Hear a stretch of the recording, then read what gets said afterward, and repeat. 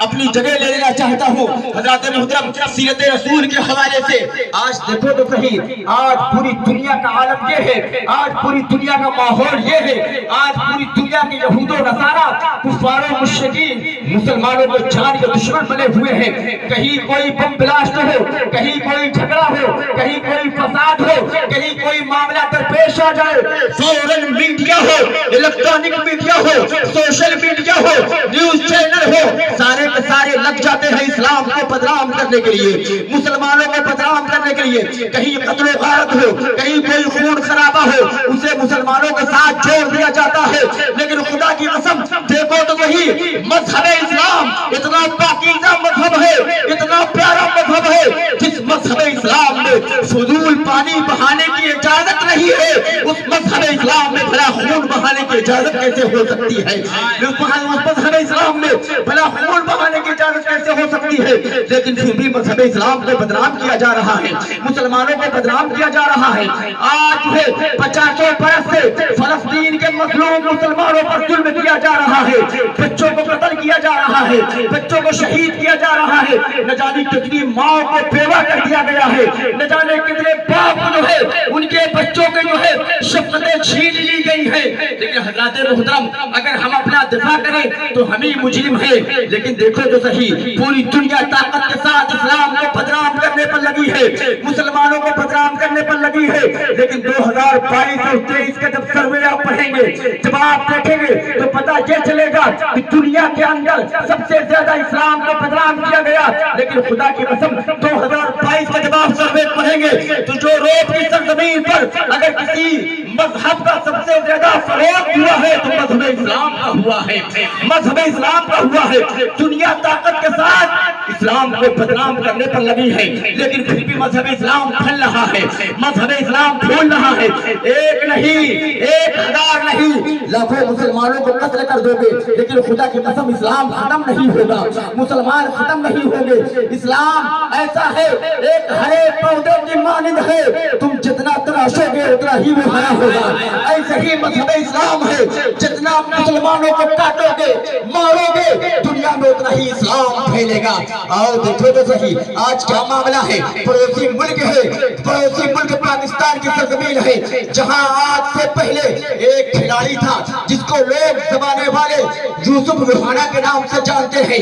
آج 2023 میں جب آپ گوگل پر سرچ کریں گے تو آج اس کا نام یوسف روحانہ نہیں ملے گا، بلکہ آج اس کا نام محمد یوسف ملے گا۔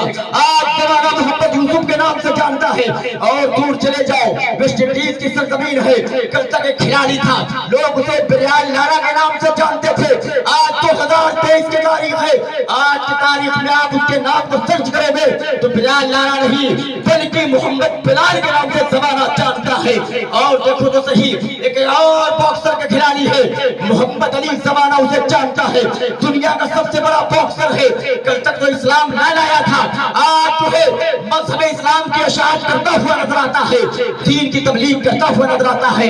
اور آگے بڑھو، لندن کی سرزمین پر چلے جاؤ، کل تک وہ جو ایک طوائفہ تھی، ایک فاحشہ تھی، جسے اپنی جسم کی خوبصورتی پر بڑا ناز تھا، جو ننگے لباس پہن کر اپنی بے جسمگی بے حیائی کرتی تھی، بے شرمی کرتی تھی، اپنی ویڈیو اپنی فلمیں بیچا کرتی تھی، لیکن آج پردے میں رہ کر رسول اللہ کی دعوت و تبلیغ کا کام کر رہی ہے، دعوت و تبلیغ کا کام کر رہی ہے، پردے کی اہمیت بتا رہی ہے، دین کی دعوت دے رہی ہے۔ آخر یہ اتنا بدلاؤ کیوں آیا؟ میڈیا تو لگی تھی مسلمانوں کو بدنام کرنے میں، یہود و نصارہ تو لگے تھے اسلام کو بدنام کرنے میں، آخر یہ اتنے بدلاؤ کہاں سے آیا؟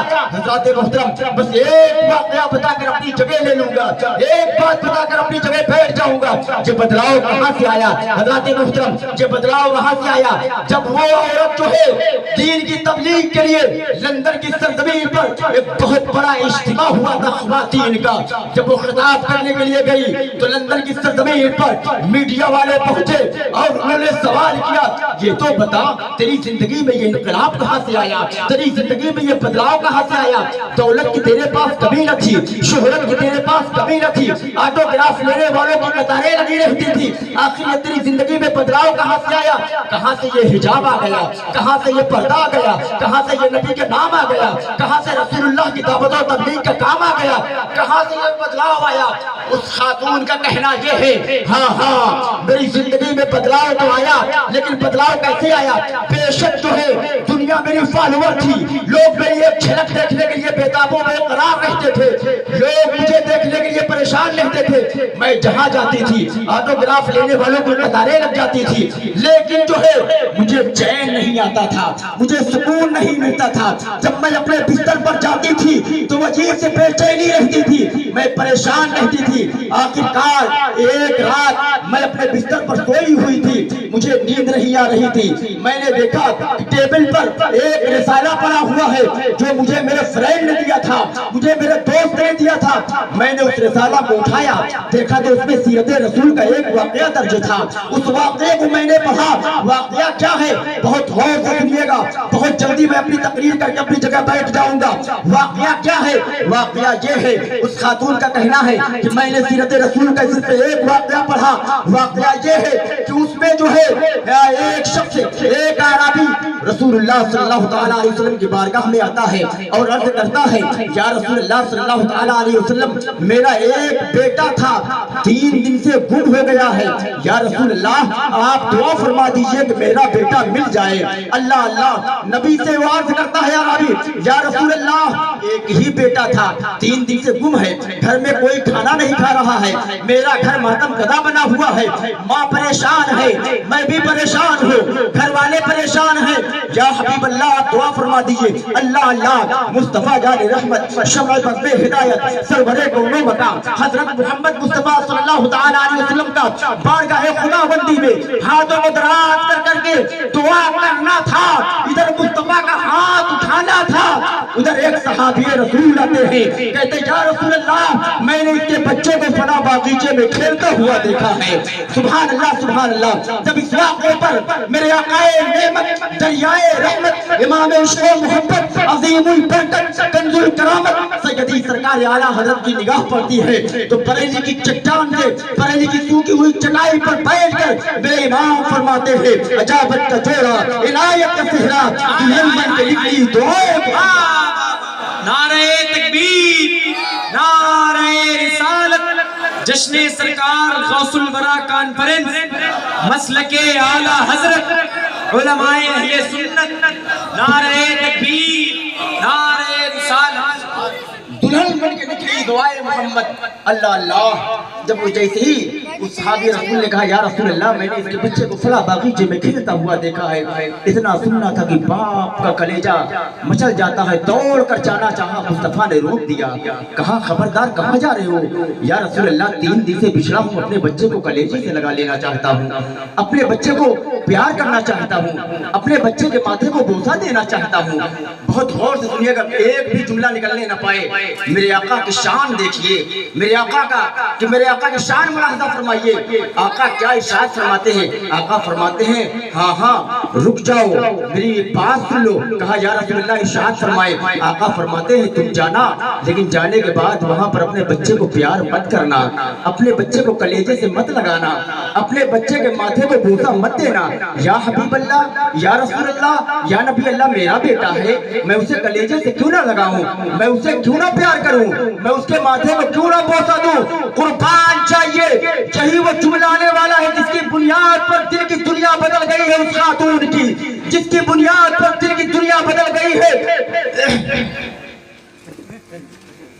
आप या रसूल अल्लाह, मेरा बच्चा है, या रसूल अल्लाह, मैं उसे कलेजे से क्यों ना लगा लूं, या हबीब अल्लाह, मैं उसे प्यार क्यों ना करूं, या रसूल अल्लाह, मैं उसके माथे को बोसा क्यों ना दूं। कुर्बान चाहिए, मुस्तफा जाने रहमत, शमअ बज़्म हिदायत, सरवरे कौनो मकाम हजरत मोहम्मद मुस्तफा सल्लल्लाहु तआला अलैहि वसल्लम इरशाद फरमाते हैं, हाँ हाँ, इस वक्त तुम जाकर जो है उस बच्चे को प्यार करोगे तो तुम्हारा चूमने का अंदाज अलग होगा। 3 दिन से तुम पिछड़े हुए हो, اس وقت پیار کرنے کا اپنے بچے سے انداز الگ ہوگا، اس کے ماتھے کو بوسہ دینے کا انداز الگ ہوگا، اس کو کلیجے سے لگا لینے کا انداز الگ ہوگا۔ کہا یا رسول اللہ کیوں نہ چومو؟ تو وہ شخص کہتا ہے یا کیوں نہ چومو؟ میرے آقا ارشاد فرماتے ہیں اس لیے میں تمہیں منع کر رہا ہوں کہ جس باغیچے میں تمہارا بچہ کھیل رہا ہے وہاں پر بہت سے غریب یتیم بچے بھی کھیل رہے ہیں، تم ان غریب یتیم بچوں کے سامنے جا کر اپنے بچے کو پیار کرو گے، 3 دن کے پچھلے ہو کلیجے سے لگاؤ گے، ماتھے کو بوسہ دو گے، اسے اپنے کلیجے سے لگا لو گے، اس کو بار بار چومو گے، تم اپنے بچے کو پیار کرو گے، لیکن وہ غریب یتیم بچوں کا دل ٹوٹ جائے گا، وہ بھی اپنی بارگاہ میں فریاد کریں گے اے میرے مولا، اے کاش کہ آج میرا باپ ہوتا تو وہ بھی مجھے کلیجے سے لگا لیتا، آج دنیا میں کوئی میرا والد ہوتا تو وہ بھی میرے ماتھے کو بوسہ دے دیتا، آج دنیا میں کوئی میرا مشفق ہوتا تو وہ بھی مجھے کلیجے سے لگا لیتا۔ اللہ اللہ، اس خاتون کا کہنا ہے جب اس واقعے پر سیرت رسول کے اس واقعے پر میری نگاہ پڑتی ہے تو میری دل کی دنیا بدل جاتی ہے۔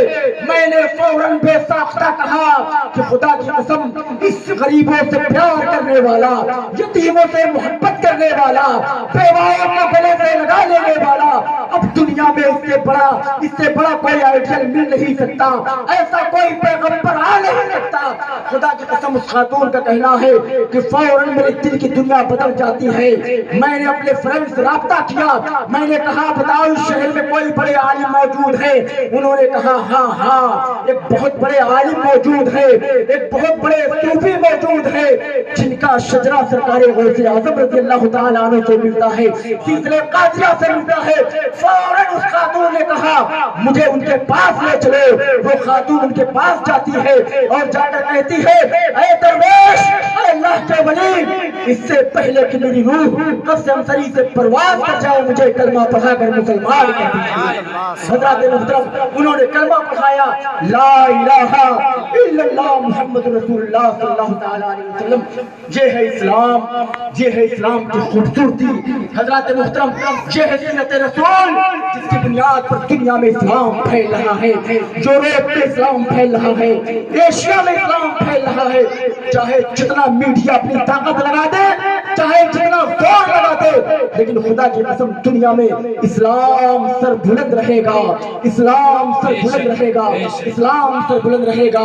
رسول اللہ کا پیغام یہی ہے کہ اپنے پڑوس میں رہنے والے غریبوں سے محبت کرو، غریب بچوں سے محبت کرو۔ میرے آقا تو یہاں تک ارشاد فرماتے ہیں اگر تم اپنے گھر میں سالن بنایا کرو تو رات کو اس حصے میں بنایا کرو جب تمہارے پڑوس میں رہنے والے غریب بچے سو جائیں، یا تو اتنا زیادہ بنایا کرو کہ ایک پیالہ کم سے کم غریب مسلمانوں کے یہاں پہنچا دیا کرو، کہیں ایسا نہ ہو کہ اس کی خوشبو پڑوس میں رہنے والے غریب مسلمان کے یہاں پہنچے اور بچہ کہے اماں ہم بھی کھائیں گے، ان کے غریب والدین اس کی ضرورت کو پورا نہ کر پائے۔